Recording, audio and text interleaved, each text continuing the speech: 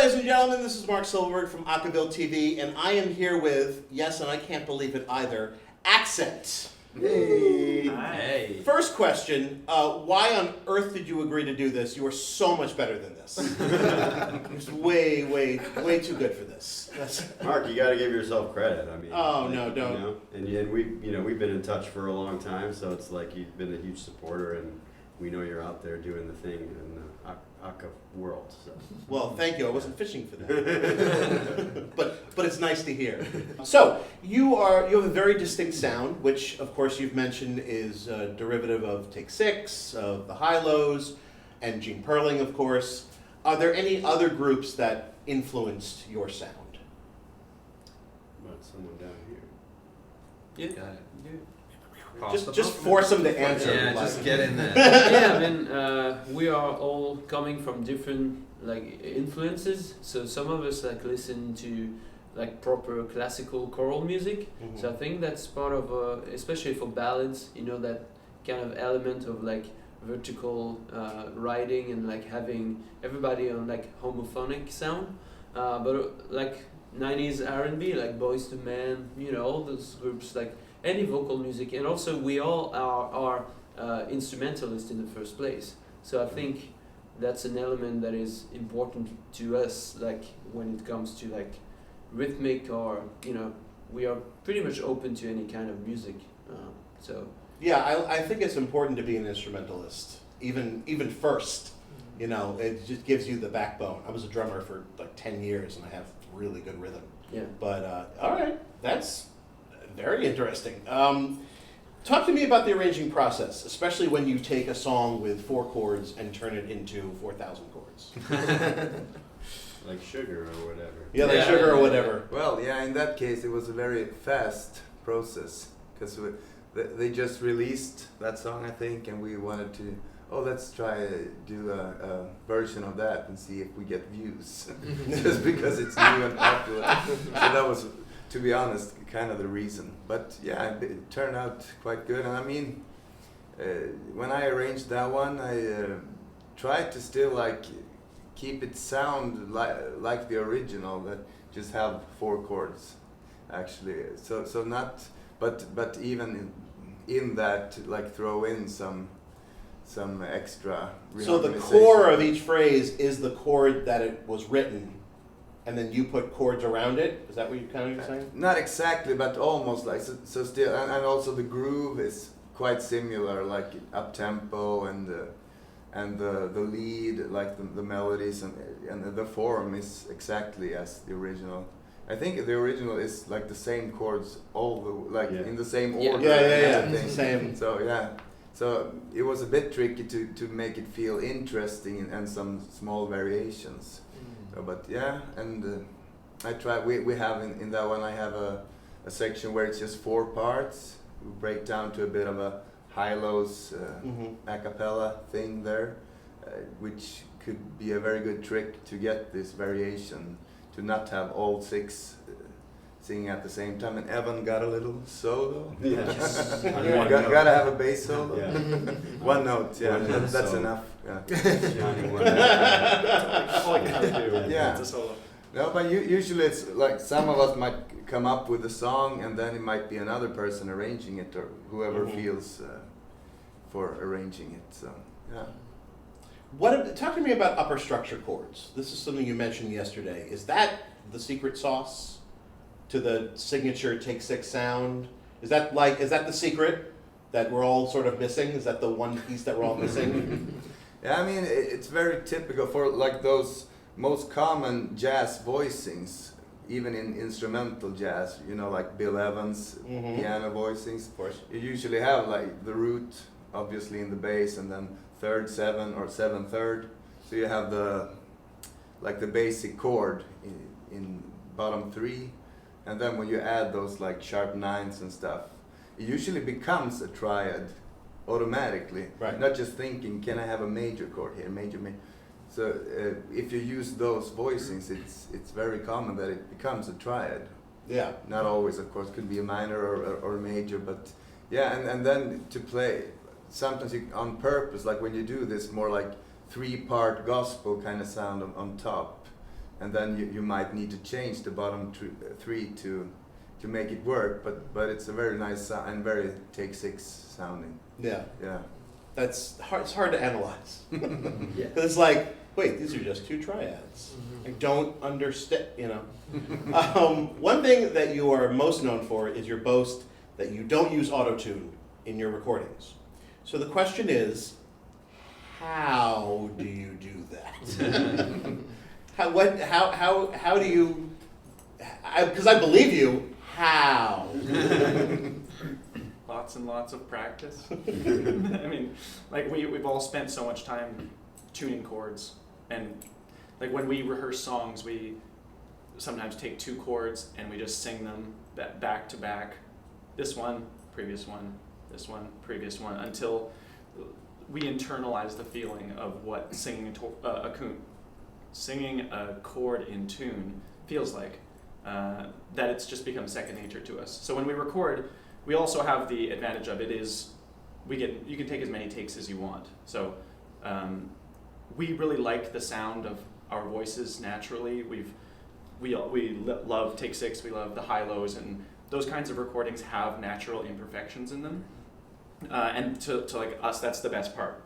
Like when you hear like Clark Burroughs going like, ah! And it's like, if you auto-tune that, it would just sound terrible. Right. But when it's like, it feels like you're in the room with that person. So we want to try to like preserve as much of that natural feeling as possible, while still trying to get all the chords perfectly in tune. Would you say it's muscle memory? Is that sort of part of it? Yeah. Yeah. Yeah, and another thing, like productional thing, we always double track, could even triple track at some point, which, you know, like covers the note even more a bit. Same idea as choirs, like even very amateur choirs can sound quite good, right? Just because they're still, like, but if you pick out four singers, even the four best in the choir, could be like, Yeah. not really, but together, and I guess that's the same idea, so it's like, and could almost sound like it's auto-tune or, you know, whatever, just by having that chorus kind of sound. So it's, yeah, and we like that. Oh, go ahead. But yeah, but that being said, to be honest, sometimes we might refine just like one note here and there, but I feel it's totally different in the sound than going for like 100% precise, like robotic sound, which to be honest, it kind of remove the natural vibe, and also like almost every a cappella group these days sound the same. Yeah. Because it's like no matter what the site it is, but the tuning sound is so like we hear that all the time. So when we try to have a more relaxed, like natural sound, it changed. It's like, oh, it's different. So we try to keep that feeling alive. Yeah. Yeah, and the only other thing I would add about sort of the idea of doing takes and rehearsing and all that, I don't have a lot of experience observing other a cappella groups record in the studio, but my comparison is like how we approach recording in this group to recording I've done for other types of ensembles, even like other bands I've been in, and our goal post is just, you know, in a different place, I think. So I think that's the lesson I've taken away from it, is like where I might have been satisfied, or as a group in another ensemble, we might have been satisfied, say that was a good enough take, tuning wise, you know, that might not be the case for us. And then the challenge becomes is sort of like, how many times can you do it before you've lost the emotion of it? How many times can you do it before, you know, you're kind of stripping away the human aspect? And that there's no right or wrong to that. Some of that is totally emotional too. Like, are you getting a good performance? Like, all these things have to be balanced, and that's where we can run into like tricky stuff. Is just like, is it good enough, or is a little bit of slop okay because we got something better out of it? And I definitely understand how like very large a cappella ensembles, especially school-based groups and stuff, they might not have the luxury of doing 1 million takes with 20 singers, and so it could be just totally a point of convenience, but the end result is you risk sounding the same as other groups. So yeah, it's a big spectrum and big gray area, but you got to make decisions for your group. what do you think the vocal jazz landscape, sort of piggybacking on what you said, what is the vocal jazz landscape these days? Is it thriving? Is it in trouble? What do you think? We might have 6 different answers to that, but That's okay. I like a vocal jazz, like jazz vocal group wise, I think not super prominent. Like how many professional touring jazz vocal groups can you name that are currently touring or whatever? Maybe less than 5. I don't know. I mean, it depends how you define jazz vocal groups, but certainly we're not like in the heyday of the 50s and 60s. Right. So so in that sense, I wish there was a little bit more kind of honoring of it. Even just, not that I care about like awards and things like that, but it just sends a message to me, a very clear message. For example, that like in the Downbeat magazine, like the readers poll or whatever, I forget which one, like the awards, like they don't have a vocal group category at all. I'm sure that wouldn't have been the case some decades ago. There's no jazz group or duo Grammy category anymore. There used to be. So those kind of things, it's a little sad because I don't like why not, but it is what it is. Yeah, the silver lining for me is perhaps there's a lot of vocal jazz harmony that is present in upcoming popular music, like seeing the success of Jacob Collier, seeing that Lewis Cole, our friend, is Tiny Habits. Like it's still, I think it's becoming a little bit more in the trend to have a sort of sprinkles of that. So I'm kind of excited to see and follow the evolution of the sound and how people are using it in kind of ways that isn't necessarily like we have it very much at the front, but with other artists they might have some of that sprinkled in different ways. So yeah, Agreed. I'm positive as well. I totally agree. Yeah. So Terry, yes, did I get that right? Yes. Okay, good. You come from the world famous Committed, and you're the newest member of the group. I know you're subbing in for Andrew, but what has the process been like? I'm sure it's super easy to learn all this music. I learned it over a week. No, I would have believed you if you said that. I'd be like, yeah. No. I learned quickly, but not that quickly. It was actually a lot of fun. Outside of my other responsibilities in life, I had to come home and practice this just about every day. I had sheet music and practice track, all that stuff to help me. Like, if I can see it and hear it at the same time, then it gets there quicker, and I'm usually okay. The only thing with this is that there was not a lot of repeating elements in the 16 accent songs, and so I think that's been the biggest hurdle. But just about everything else, they made it very easy for me to be just a part of the group and to learn. They did everything they could to make sure that I had what I had, and I am grateful. You did great. Really impressive. Yeah, it's actually been so much fun. That's good. That's great. 2 videos that I reference all the time in my writing are your Twinkle Twinkle Little Star videos, which I love, and your Abide With Me reharm. So I guess the first question is, will there be a Twinkle Twinkle Part 3? Yes. Yes. Oh, okay. And what groups? Can you give me a Okay, preview? so we have so far 4 freshmen. Yeah. Okay. Breath of Life Quartet, which is very specific type of sound, gospel sound. Boys to Men is in the making for some years. I need a good idea. I don't know. What else do we have? I think we got some more. Yeah. Beach Boys. we Beach have. Boys, yeah. Oh, Brian Wilson. And Yeah. a couple more. I can't think. You did a Tiny Habits one. Oh yeah, I did Tiny Habits one. Oh, really? Yeah, Oh, yeah, wow. yeah. I didn't even know But that. yeah, it's in the pipeline. But sometimes it makes more time to do, and to finish. But yeah. Yeah. Get distracted by other projects. Yeah. With the Abide By Me reharm, I always wonder, like, when is enough enough? Like, when do you add reharm, and when do you sort of back away from it? When is there a logic to it? Is there a formula to it, or it's just I'll do whatever I want and whatever happens happens? I can explain what the process, like what the sort of point of that reharm exercise was, and then maybe there's other answers to the like, how do you actually apply that in a full arrangement. This is the point where you pause the video. And I don't know if I ever put this one on YouTube, but I think it's on. It's either on Facebook or YouTube, but maybe not both. Anyways, Yeah. This exercise was stolen from Dr. Cedric Dent, who's a professor at Middle Tennessee State University, an original member of Take Six. Oh yeah, of course. And so I had studied with Very him well. briefly, and basically we worked a lot together on reharmonization technique, like what are the different approaches you can take to reharmonization. So this was meant to just be an exercise, and he did, so full credit to Cedric, because I did not come up with this at all. This was just basically my homework that I did for him. He broke it down into 7 steps, and I think like as a student, especially if you're new to something, steps are good. Like you just, I really makes love sense. steps. So lists are good and steps are Lists good. are great.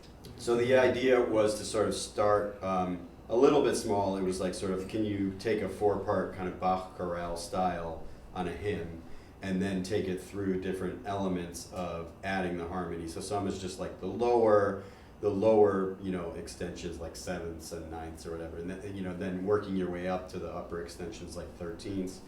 But then it has to do with like applying completely different techniques like chromaticism or other types of stepwise movement, and then chord substitutions, substituting dominant chords.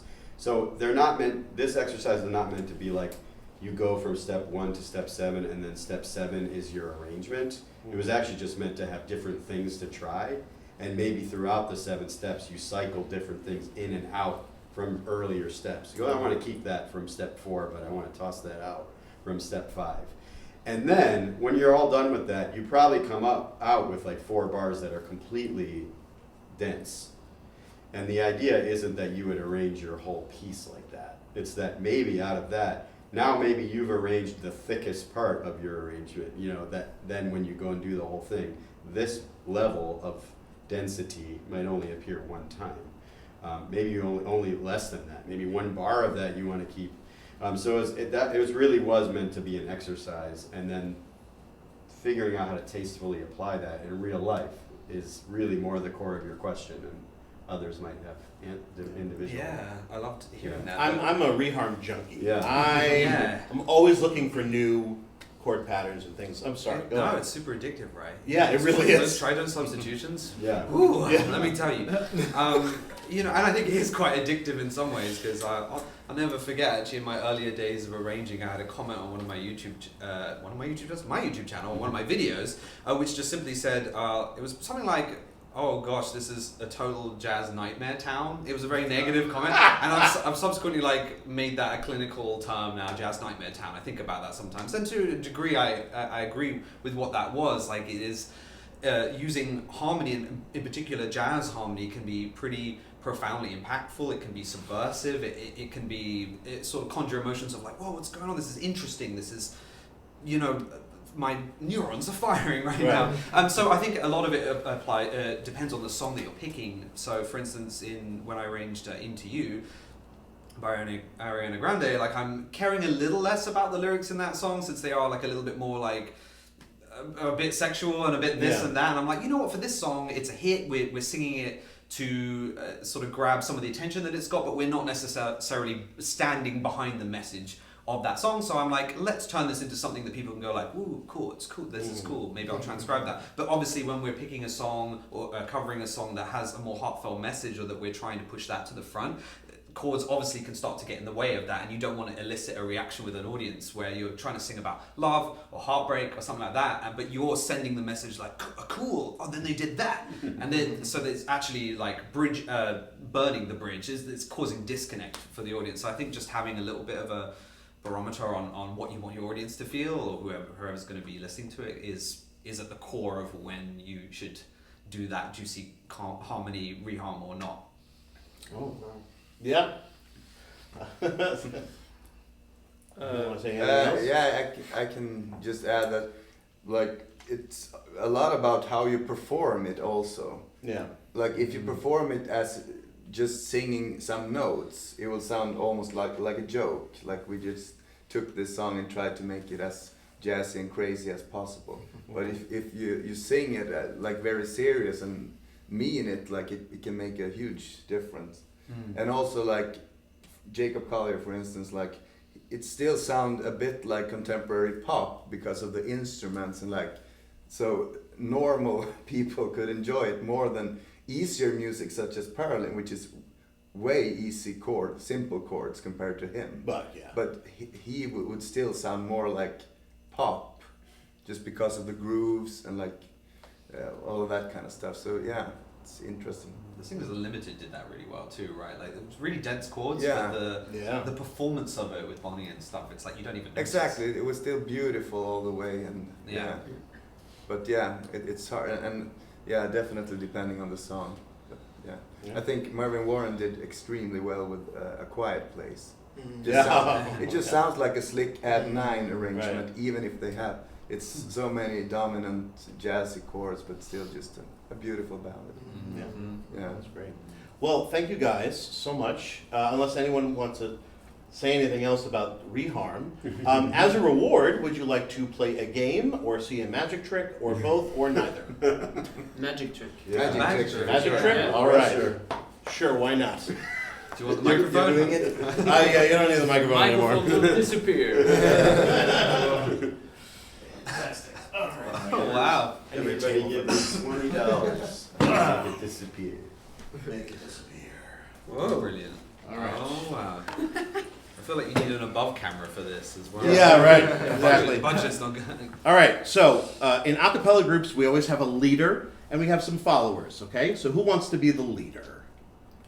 Terry. All right. Great. Shuffle the deck as Okay. much as you want. Alright. Pull out any card Okay. and hold on to it, and then give me back the deck. Okay. We're gonna do the thing. Shuffle. That's why I brought the table over. Okay. Is it pick a card? And any card, you can even look through it if you want. Okay. Whoa. You pick literally any card. Choices. Okay, take the card and give me back the deck. Okay. All right, make sure they know what the card is. All right. 9 of spades. Weird choice then. Okay, so I'm going to start peeling off cards. You tell me when to stop. Stop. Stop right there. Yeah. Do you want to change your mind? Yeah. Okay, stop. Stop right there. All Might right, want put the to card ask right there. Okay, so now what I'm going to do is I'm going to make 4 different piles of cards. All right. They're going to be uneven piles, but that doesn't really matter. Okay, Terry, pick a pile. That That one? All right, that's yours. Okay. Hold on to that. Pick another pile. This one. All right, who's that going to go to? Okay, fantastic. 2 more piles. It's against people. Yeah. This one, JB. Okay. And this one, Simon. Ooh. Okay. All right. Move your chairs over because you're gonna need the table for this. So here's what you're gonna do. You are going to count your cards by dealing them face down like this. 1, 2, 3, 4, like that. Okay? Okay. Out loud or just to ourselves? No. To yourselves. Okay.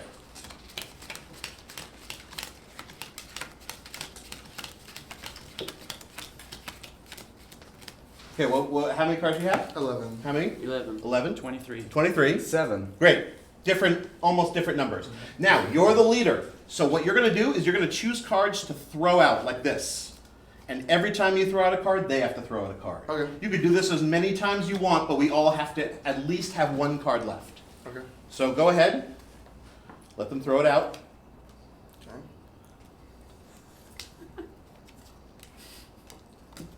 Magic. Oh, sorry. Oh, sorry. Go ahead. 1. Good? Okay, yeah. Okay, everybody, Face. one more time. Count your cards face down by dealing them face down. Easy. How many cards do you have? 6. How many? 6. 6? 18. 18? 2. 2. Okay, remember, you shuffled the deck. Yeah. You picked the piles. I said, I was peeling off cards. You told me when to stop. You changed your mind. Then we all counted our cards. We all had different numbers. You threw out as many cards as you want. I didn't influence you in any way. And then we counted our cards again. We pretty much had different numbers. For the first time, what was your card? 10 of hearts. Now that's, hold on, that's a good trick. It's not a great trick. Okay. Remember, you're the leader Yeah. and they're the followers. So,